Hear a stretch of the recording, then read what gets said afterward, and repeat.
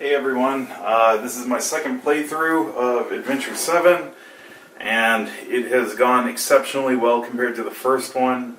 The first boss that came out was the Flesh Golem, and he made his, as you can see, this is the setup right now.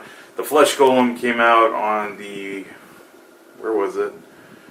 I think it was Dark Fountain, right? Nope, it was the workshop. So he came out here, and he kept making his way towards the start, and it was my second guy, the wizard, who was like picking him off slowly and still trying to explore. He was able to hit him from like 3 away, so I was doing some damage, and then I was exploring while doing that. I hit the Dark Fountain, and the young vampire came out. So those two bosses were on the board at the same time, and as the young vampire made his way here, I think, I was able to kill the Flesh Golem, he was here, and then he moved to the start, and then I kept pushing him back with Thunder Wave.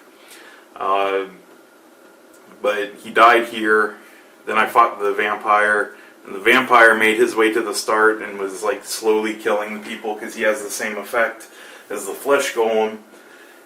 Where if they're on the start tile and they activate, they do a damage to the active hero, and that was causing me trouble, and I was able to kill him. And then I spent the last 2 heroes, or was it the ranger was the one that finally killed him, but she was running around trying to explore to get the last boss to come out, and she ended up dying because too much crap happened over here. And Thorgrim, she died somewhere around here.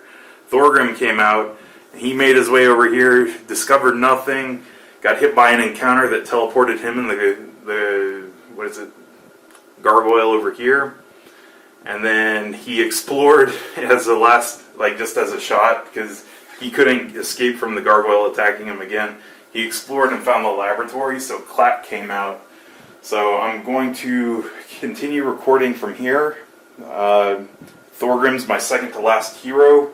My last hero is the Dragonborn fighter, so I'm hoping I can kill Clack, because Clack only has 6 life. We'll see about that. That gargoyle is going to cause some problems. So let me zoom in so you guys can see better, and I will continue the action. Alright, so as you can see, Thorgrim is kind of small compared to the gargoyle, so I tried situating it where you can see him. He's right here. Clack just came out, so that was me revealing the tile. There was no encounter that happens, so now it's the villain phase, and the first thing that happens is Clack activating. If he is on a tile with an unexplored edge, which he is, there's 2, draw the tile from the bottom of the dungeon tile pile and place it on the adjacent unexplored edge. And the active hero places a new monster on that tile. So the new monster is a blazing skeleton. Oh boy. So fun stuff is happening. Next is the fire trap, which is nowhere in sight. Next is the gargoyle. So the gargoyle is going to attack. Oh wow, 1. So that missed, but it does damage when it misses. And then the blazing skeleton, he just moves 1 tile closer towards the hero. Alright, so it is Thorgrim's turn. And Thorgrim had leveled up, so he got an extra daily power, and I chose Flame Strike, and that says choose a tile within 2 tiles of you, attack each monster on that tile. So I am going to use that right now, and I'm going to attack the Blazing Skeleton and Clack using it. So first the Blazing Skeleton, that's 15 plus 6 is 21, that's enough to kill it. And I get a treasure. Play this fortune immediately. Put this card face up on a monster card. The next time that monster would activate, it doesn't. So I was reading the rule book before I started this, and it says that Villains are special kinds of monsters, so I'm just going to double check that really quick. A villain is a special kind of monster. Anything that affects monsters also affects villains. So I'm going to use the days on... should I use it on a Clack? Clack not activating means one less monster, so I'm going to do that. I'll put the days on Clack, and then I roll for Flame Strike on Clack. And of course, I get a 3. So the 3 plus 6 is 9, and guess what? Clack is a 14. So when it misses, it only does 1 damage. So Clack took 1 damage. I'm going to move Thorgrim 1, 2, 3 so that he's not within range of the gargoyle, and the gargoyle just freezes now. So since I didn't explore, I get an encounter. Cackling Skull, it's an environment. Whenever a hero uses a daily or utility power, that hero takes a damage. I will let it go because I only have 1 utility power left. Since Clack had days on him, he doesn't activate. And since the gargoyle's out of range, he doesn't activate. So, it is back to Thorgrim. Thorgrim is adjacent to Clack, so he's going to do Healing Strike. That's 12, plus 8 is enough to do 1 damage. He didn't explore, so an encounter card. Mist of Terror, roll a die for each hero. Let's roll it for Thorgrim. And it's a 15. And nothing happens. So now Clack will activate. He is on a tile with an unexplored edge, so take it off the bottom, right? Yep. And place that here.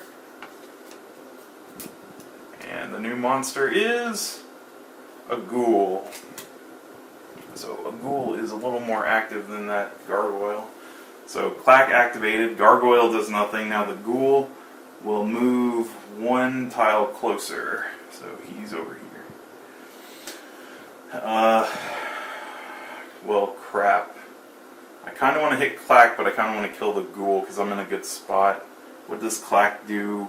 If Clack is on a hero with a tile, he's not. If Clack is on a tile with a monster, if I kill that ghoul, it won't be. Otherwise, Clack teleports, place him on the closest tile with an unexplored edge. Okay, that's not bad. I'm going to attack the ghoul with Lance of Faith. I got a 16 plus the 6 is 22, so it kills the ghoul. And I get a treasure card. I desperately need that. So I got the treasure. I am not going to explore, so encounter. Prowling Ghost, attack the active hero. After the attack, draw a tile from the bottom of the dungeon tile stack and place it adjacent to the unexplored edge that is closest to the active hero. Place a new monster on that hero, and then place the active hero on that tile. I am going to negate that. I've got enough experience to do that, so let's negate it. Then Clack is going to, he doesn't fulfill the first 3 conditions, so otherwise he teleports. Place him on the closest tile with an unexplored edge. These both have unexplored edges, so I'll just teleport him here. 1, 2, 3, 4, 5. It doesn't matter, because Thorgrim can get there either way. So it's now Thorgrim's turn. He is going to move the 5 to be adjacent, and he is going to use Healing Strike. Crap. 5 and 8 is 13, which is, guess what, 1 short. So he missed. Encounter happens. Bat Swarm. Whenever a hero attacks a monster not on his tile, so I will read that completely if that happens. So Clack activates. He draws from the bottom. Places this here. New monster. It's a skirmisher. So the kobold comes out. Gargoyle does nothing. Now the kobold attacks. And it hits Thorgrim for 1. Alright. Thorgrim's turn. He is going to Healing Strike. Really? A 3? Alright, and he is going to Necklace of Fireballs because it doesn't count as an attack. That hurt him, so it does 1 damage to Clack. And let's see, Clack's going to teleport over here. So do I want to do that or not? I guess I will just move right here, because that's what's going to happen. Encounter card. Teleport glyph. Place the active hero and each monster on his or her tile on the tile farthest from the active hero. Really? Holy crap. That would put me all the way across the board. I don't want to deal with that, so I'm going to spend 5 experience to negate that. So it's just too bad. If I had not moved, then Clack would have teleported with me, and that would have been beautiful. But instead I decided to move, and that was the worst thing that could have happened if I let that go off. Clack activates, he will teleport over here. Gargoyle does nothing, and the Skirmisher attacks. And he hits me. Alright. Thorgrim, come on, don't screw this up. 1, 2, and I will Healing Strike. There we go, 1 damage. Alright, so Clack has 4 damage, 2 left. It is now, I guess, a draw and encounter. Okay, I will draw the encounter because I didn't explore. Voice of the Master, starting with the hero on your left, so it's going to be me. Activate a monster I control. I'm going to activate the Gargoyle, so it does nothing. Clack will reveal one from the bottom and place it here. The monster coming out is a Blazing Skeleton. I guess he should actually look the way I can't even tell anymore. There we go. Alright, he's looking at him. Alright, so Clack activated. Gargoyle does nothing. Skirmisher will attack. Oops. 19, so it hits. I think I am going to use Shield of Faith to negate that, because the Blazing Skeleton could possibly kill me if I don't. So, Blazing Skeleton activates, and he missed, but he still does a damage when he misses. So, honestly, I should just keep attacking stupid Clack, but then once that guy comes out, things are going to get dicey because he has to go by the Gargoyle. Crap. Let's Healing Strike the Kobold Warrior. And I got a 2 on that. Of course I would. I don't think there's anything I can really do right now. 1, 2, 3. Yeah, I'll move right here. That way the Blazing Skeleton has to move. Clack will do his thing. Bottom card, bottom tile. Monster is not a Blazing Skeleton. It's a Wraith. Wonderful. All these monsters coming out. So Clack activated. Gargoyle does nothing. Skirmisher will attack. That's enough to hit. Right? Skirmisher plus 9, yep, that's enough to hit. Skeleton moves, and the Wraith moves. Well, it looks like Thorgrim is going to die. I guess I'm just going to go in and attack Clack. 1, 2, and attack with Healing Strike. That's enough to do a damage. It was a 10 plus the 8, so it did the damage. And now the encounter happens. Hands of the Dead. Attack each hero. Doesn't matter if it's a miss, it does 1. So, Thorgrim dies. Let's see, let's move his cards out. For the villain phase activates after the hero dies. So, before the new hero is placed, the villain phase activates. So, Clack will teleport here. Gargoyle, nothing, and these guys are all going to move closer to the start, because that's where the guy's going to come out. So I am going to adjust everything so you can see the new guy at the start. Okay, so everybody activated. Now it is Arjun's turn. Let's see what... First he gets a treasure when he comes into the dungeon. He got Scroll of Teleportation. Ooh! Choose any number of heroes on your tile and place them on another tile. Holy crap. That was like the best thing that I could possibly get right now. Not get too excited. Oh, actually, yeah, let's get very excited. Because that doesn't... I don't have to give up my attack to use it. So let me get his HP. I didn't do that while I moved the camera. Alright, so I am going to... Let's hopefully not screw this up.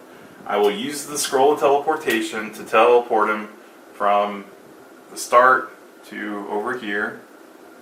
He's going to attack from the side. Clack only has 1 life left. If you hit, place that monster. I don't care. If you hit, choose another monster. I don't care. Attack adjacent monster. If you miss, do not flip this card over.